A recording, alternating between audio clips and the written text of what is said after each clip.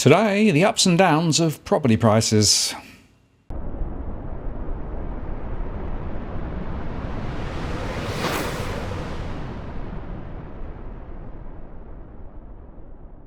Hello again, it's Martin North from Digital Finance Analytics. Welcome to this post covering finance and property news with a distinctively Australian flavour. Well, NAB has revised down its outlook for property prices in 2022 and 2023 after predicting the first interest rate hike to occur in November this year.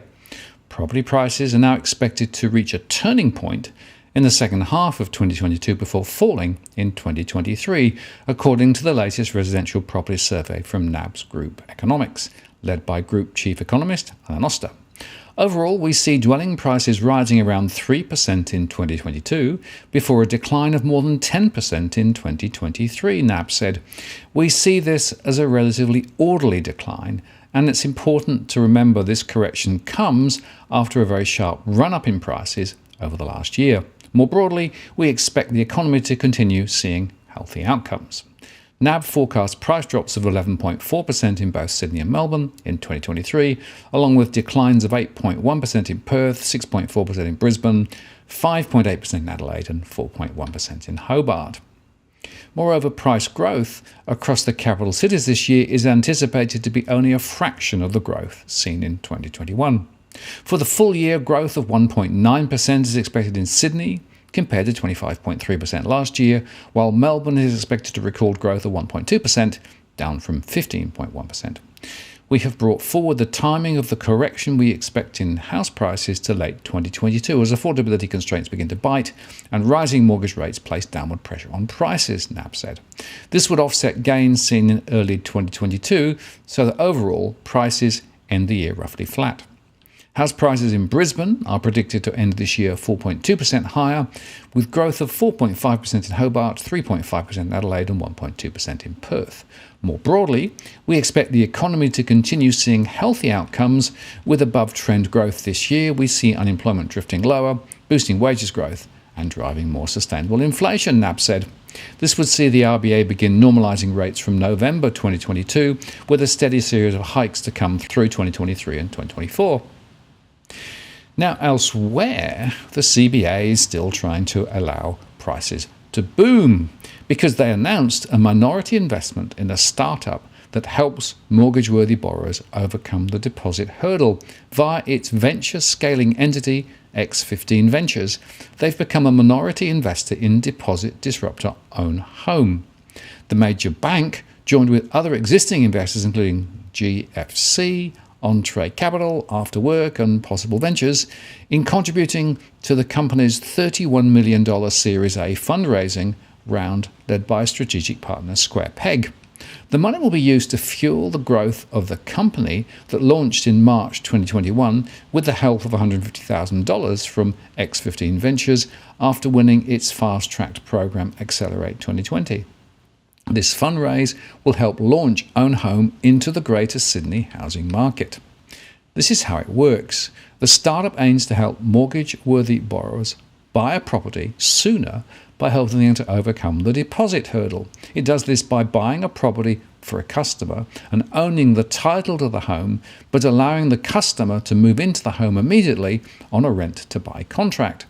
Customers pay an upfront fee, a 2.5% fee initial contribution, and make monthly payments to OwnHome that build their deposit over time. The arrangement enables the customer to purchase the property off OwnHome in 3 to 7 years for a pre-arranged price with a minimum lease commitment of 2 years. They can live in the OwnHome home for up to 5 years before they must purchase it for themselves, with the accrued deposit going towards their purchase. If they decide not to purchase the home, they're paid out of their equity in the home less fees.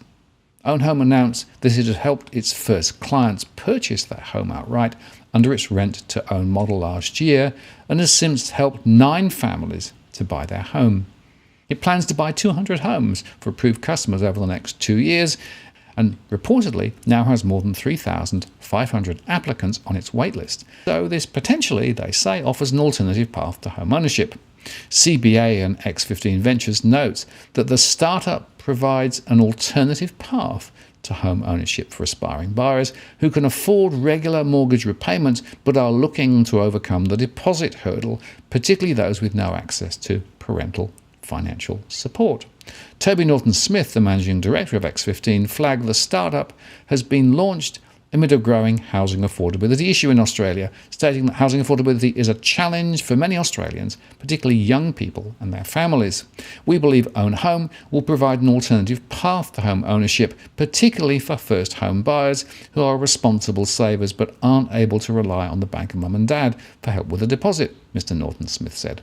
This is a particularly satisfying investment to make, given we've worked with the OwnHome team since they first founded and launched with the support of our Accelerate program and became our strategic VC partner. Square Peg is leading the round. Angus Sullivan, CBA's Group Executive Retail Banking Services, added OwnHome is helping to address one of the biggest challenges currently facing first-time home buyers, which is finding new ways to save and put down the deposit on their cherished property. As Australia's largest lender to first home buyers, innovating and improving the home buying journey is the cornerstone of what we are doing to help our customers. And today's investment in OwnHome will provide greater choice for those who dream of home ownership but seek a different route to the traditional rent and save approach. OwnHome co-founders James Bowe and Tim Harley welcome the investment, with Mr. Bowe commenting, in just over a year, we've continued to grow our team and customer base, partnered with different and have recently expanded into the Queensland property market. Accelerate 2020 helped us set us up for success in the early days of OwnHome, providing us with the funds and the expertise to take us from a small team to a growing alternative for those eager to secure their path to home ownership today.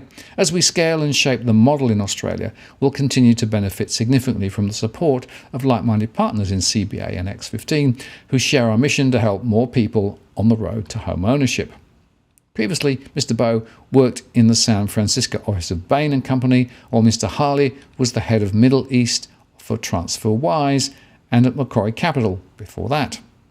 OwnHome joins a growing portfolio of ventures at X15 that relate to the home buying process, including free credit score provider Credit Savvy, conveyancing platform HomeIn, property management company Different, and a soon-to-be-launched digital home loan proposition OnLoan. And of course, housing affordability is definitely in focus.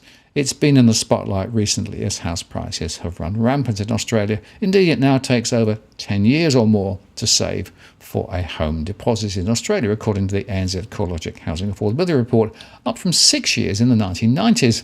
And average home loan amounts have gone up by 340% in the last 20 years, with the median house price having surpassed $1 million for the first time. However, wage growth has not risen in tandem. Now, of course, the point here is that what you're doing is providing another cash flow-based solution to what is a structural issue. Unfortunately, just allowing more people to pay more in terms of cash flow to be able to get into the market isn't fundamentally solving the housing affordability issue, which has been created by too loose a lending and probably too low interest rates for a very long time. Last week, of course, Prime Minister Scott Morrison acknowledged that it is terribly hard for people to own their own home as house prices continue to hit new records. The government has provided home ownership assistance programs during the past 3 years through initiatives like the Home Builder and the Home Guarantee schemes. However, there have been calls to do a lot more. A federal housing affordability inquiry is expected to hand down its final report in the coming weeks, outlining recommendations on ways to improve housing affordability, but of course only on the supply side, so it doesn't really deal with the fundamental credit drivers, which is where a lot of the issues are. Meanwhile, of course, the Reserve Bank has emphasised the importance of lending standards as housing and business loans have bounced back following lockdowns. In its quarterly statement on monetary policy released last Friday, the RBA pointed to heightened demand for loans backed by strong construction activity and demand for housing. Growth in housing credit moved higher over recent months, and new financing commitments rebounded from the effects of lockdowns in some states, the statement said. Business credit growth has increased notably, driven by lending to large firms. With interest rates at historically low levels, it's important that lending standards are maintained and that borrowers have adequate buffers. The RBA has watched the property and home loan markets alongside APRA for some time, warning that it was imperative to maintain lenders' standards in the interest of financial stability. Of course, RBA, APRA, and now the government are all saying house prices are not their problem. They keep pointing to somebody else, which is the problem in itself. In October, APRA raised the minimum interest rate buffer that banks need to use to assess serviceability of home loans, but the regulator has tipped that it may roll out further lending controls after it outlined potential tools such as debt-to-income lending portfolio limits. In the new statement, the RBA stated that it expects dwelling investments to remain at high levels, pointing to shifting preferences for more space in homes as a result of the pandemic. And as detailed in the report, overall housing credit growth has picked up to around 8% on a 6-month analysed basis, compared to the previous 6 months of June, which was at 6.8%.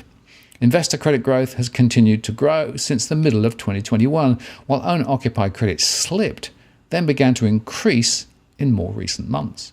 Owner-occupied lending growth was recorded at 10.1% on a 6-month analysed basis, compared to the previous 6 months' 9%. However, for the 3 months to December, owner-occupied credit growth was recorded at 9.8%, below the September's quarter rate of 10.4%. For investors, the annualised growth rate for the 6 months to December was 4.2%, compared to 2.6% in the 6 months prior, and credit growth has continued to keep escalating for investors from the September quarter's rate of 3.4% to the 3 months to December level of 4.9%. And similarly, recent ABS data showed that the total value of new housing loan commitments in December rose by 4.4% to a record high of $32.8 billion for the month. There had also been a rise in lending commitments in November, following declines in August through to October. Owner-occupied loans had led the December climb, with a 5.3% rise in the segment to a total value of $22.4 billion. It was the second consecutive monthly incline in owner-occupied lending, following the falls seen from June 21 through to October 21. Commitments for new housing loans are at high levels, the RBA stated. Owner-occupied commitments rebounded in New South Wales and Victoria in recent months, which may partly reflect the effects of the end of the lockdowns on housing turnover. Investor commitments continued to rise through the second half of 2021 to a historically high level. House prices rose by 22% over 2021, but the RBA noted that in recent months the pace of price growth has eased across Sydney, Melbourne and Perth. Supply and labour shortages in the construction sector could also slow dwelling investment, the statement warned. There is a large pipeline of residential construction work to be completed, with more than 120,000 new dwellings commenced across the June and September quarters, the RBA statement said. Building approvals have eased from their very high levels of early 21, as the Australian government's home builder scheme has now concluded. However, they remain above pre-pandemic levels. And information from the bank's business liaison program suggests that detached housing projects are taking longer to complete than normal due to shortages of both workers and building materials. Stronger housing and construction prices have helped drive up inflation, which has accelerated faster than expected.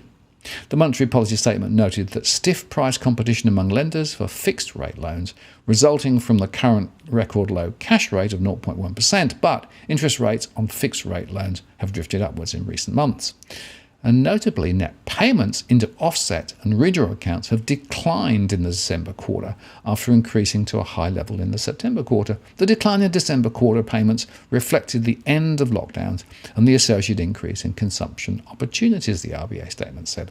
Since the onset of the pandemic in early 2020, mortgage borrowers' payments into offset and redraw accounts have been substantial, totaling about 3.75% of disposable income, or around $98 billion. And of course, the RBA decided to maintain the cash rate at its current level of 0.1% and to end its bond buying program at the first monetary policy meeting for the year last week. Governor Philip Lowe has insisted that the bank will not increase the cash rate until inflation is sustainably within the 2 to 3% range. The central bank has updated its underlying inflation forecast, projecting that it will reach 3.25% by mid-2022, before moderating to 2.75% in 2023 as supply pressures ease. And it also stated that in order for inflation to be sustainably within its target range, it would need annual wages growth to rise to at least 3%.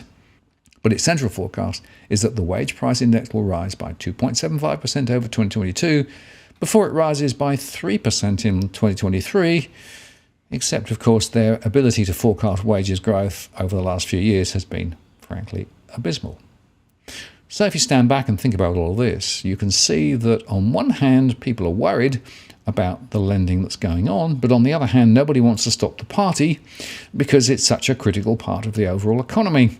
And therefore, there is a tendency to try and find other ways to pull more people forward into the property market. But of course, if people are being pulled in now, they are potentially being pulled in at peak price.